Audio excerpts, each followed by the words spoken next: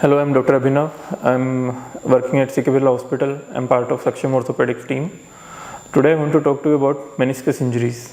So जैसा कि आपको पता होगा कि meniscus एक सॉफ्ट टिश्यू होता है घुटने के अंदर, जिसका काम शॉक एब्जॉर्बर का होता है और नी को स्टेबिलिटी प्रोवाइड करता है। meniscus इंजरी आजकल स्पोर्ट्स में काफ़ी कॉमन है। स्पोर्ट्स खेलते हुए या रोड ट्रैफिक एक्सीडेंट्स में या डांसिंग करते हुए meniscus इंजरी हो जाता है। जो मेनिस्कस इंजरी होता है वो नॉर्मली दो बोन्स के बीच में मेनिस्कस होता है, थाई की बोन, फीमर बोन और नीचे लेग की टिबिया बोन, उन दोनों के बीच में क्रश होके ट्विस्टिंग इंजरी की वजह से मेनिस्कस फट जाता है। तो मेनिस्कस इंजरी अगर आपको है तो आपको कैसे पता चलेगा कि आपको मेनिस्कस इंजरी हुआ है?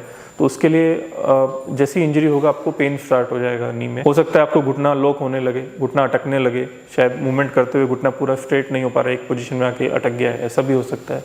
हो सकता है आपको जॉइंट में पेन रहने लगे इंजरी के बाद से, तो वो भी एक मेनिस्कस इंजरी का सिम्टम हो सकता है। तो मेनिस्कस इंजरी को कंफर्म करने के लिए हम कुछ क्लिनिकल टेस्ट कर सकते हैं, जिससे हम घुटना चेक करके, नी चेक करके बता सकते हैं कि हाँ मेनिस्कस इंजरी हुआ है या नहीं हुआ है।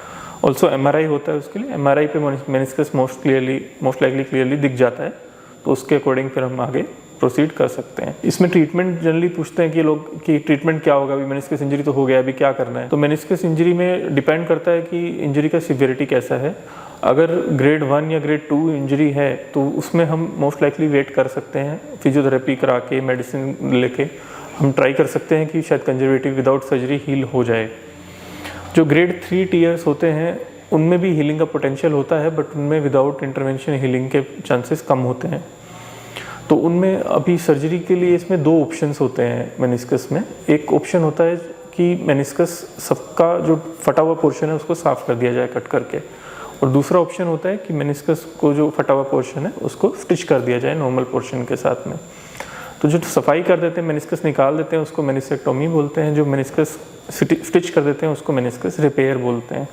तो अब ये बहुत कॉमन कन्फ्यूजन रहता है पेशेंट्स को कि मेनिस्कस सफाई कराना है, मेनिस्कस निकलवाना है या मेनिस्कस रिपेयर कराना है। तो इसमें कुछ प्लस और माइनस होते हैं दोनों ही चीज़ों के।